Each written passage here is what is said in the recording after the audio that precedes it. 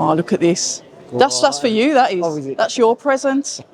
You know, you got your big red mic. I'm joined by Paul Mann from, look, we've got the BCB. Still got the Tyler Denny top on, Tyler Denny for life. You know what, welcome. Welcome, Paul. It's good to see you. Oh, thank you so much for having us.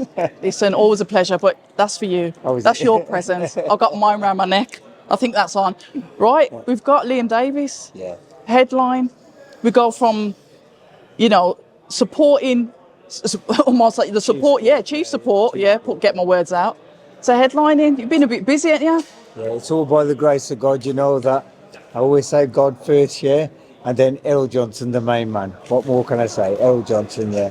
He puts all that hard work in, all that graft, all them years ago from 1999, and now I'm just privileged, grateful, and so thankful to God to get these opportunities. And Liam Davies, I'm telling you, that's a superstar there, superstar.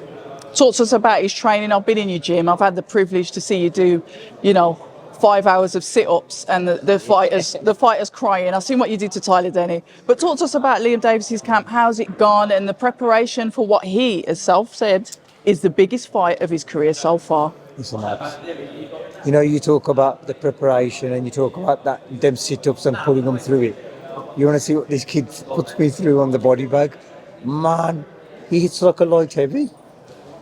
Jeez, his punching power is phenomenal. And they talk about boxing IQ and punching and everything. He's the next level. And you will see it on the night. And I loved it because Liam, he's always got that hunger and he puts every fight. He never looks past that fighter. And that's his whole focus on Shabaz.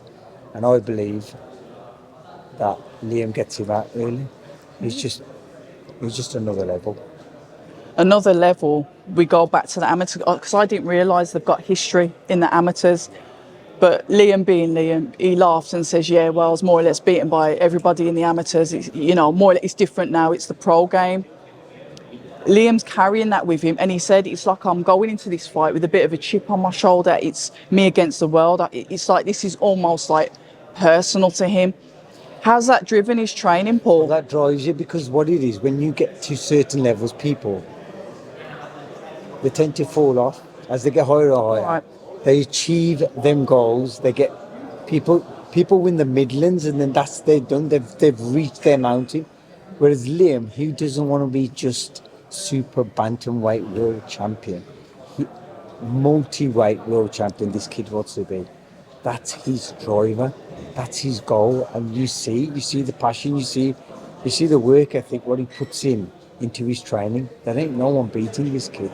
It's this kid facing the world, and that's what he wants, and that's what I love, and that's what we do as a team. I've said this before in previous interviews. Our team, we're together every day achieving miracles by the grace of God. And when you got kids like this is what drives us. This is the life force and the blood of BCB. Kids like him who used to come into the gym when they was young with his father, who started off with this as well, Christian Davies. What a beautiful story this is. And you watch, this kid's going all the way, and you'll see something special on November the 2nd. I'm not expecting you to give away game plans, but I can see, Liam said that, I've been watching you, I've been obviously studying, I know that you're sharp, I know that you can move a bit, but he believes that Shabaz will go on the back foot because he's not going to want to trade with him.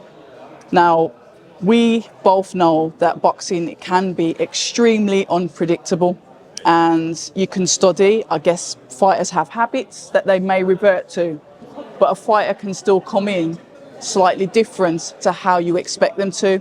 So how do you deal with that, Paul, in the training? You got to be like a chameleon.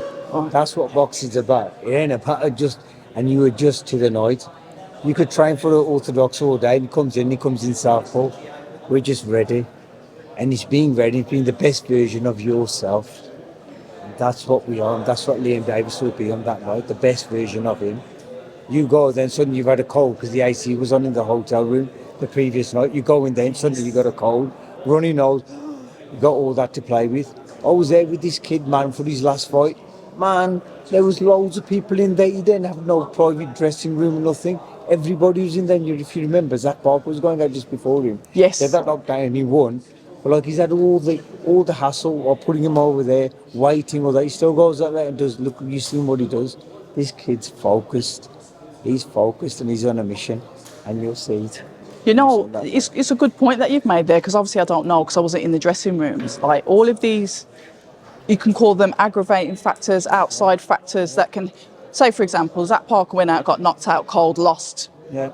He's coming back into that changing room with that energy, whatever it is, but he's coming back in there, and that can then transfer onto the fighter. He didn't get knocked down. He didn't. Knocked out by He didn't. He won. But I'm saying, how does that affect? Like you're all in there, like.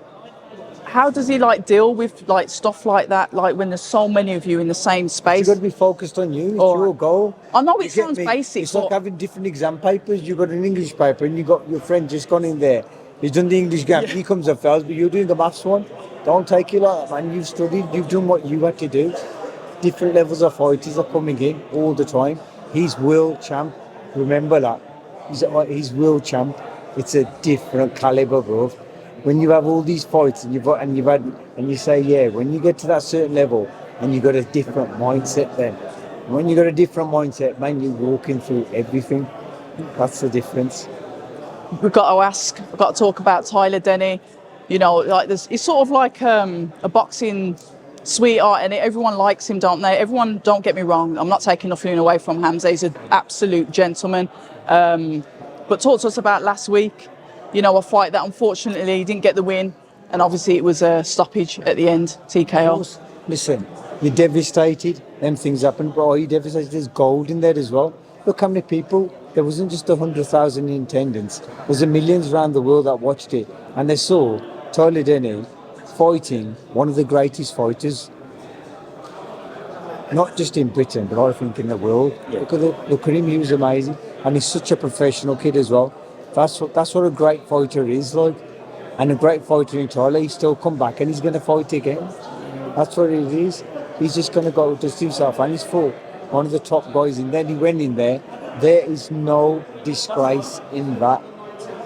This is the problem with people. We've got too many problems in, I've had that loss and I can't win. You don't lose or win, you learn, man, in both scenarios. Says, nah, man, but I prefer winning. I'm winning. I've seen kids winning, and they had that one defeat, they never ever come back again. You'll see Tyler come back again, and you've seen it. You've seen where these kids come from, man. It's come from nothing. That's what stories are made from, man. People want to see stories of the losses and the hurt and the pain, because we all go through them. That's what one of your stories about, man. It's all the hurt and pain, and that's what we do, all them affirmations, and that's why we spread everything that we do every day. Just to hit them one heart, to say to them, look, man, don't give up, man. Keep going. You only see dead fish in still water. Absolutely. Remember that. Keep moving, man. Keep going. Flow straight. Never forget that. I love it. We've got to speak. This is yours. You've got to keep it to yourself. This isn't the end for you, because we're at the first press conference, and then we're going to be moving over to the Matchroom. They've got a press conference today. A really extremely busy time from BCB. I remember, you know, boxing out of Macca's gym in West Brom, going there, keeping fit, losing weight. And I remember hearing about BCB. You guys sometimes were just putting fighters to go in on the B side. You know, that's what it was. Yes, you've had some champions as well. But that journey now of BCB remaining consistent, shout out to Errol Johnson as well.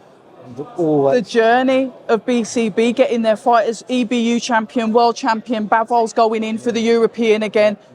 The journey of BCB. Yeah. It's just a progression, you'll see it. We're just there. We are putting the work ethic in. And you see it every day, Abs, each and every single day. And you will see multi-weight world champions coming through BCB, all by the grace of God. And all that hard work and graft we put in all them years. And yeah, we started from grassroots, man, and we built them foundations strong, man. We didn't have no weak foundation. We started right from the bottom. And it's like that tune, started from the bottom, now we're here.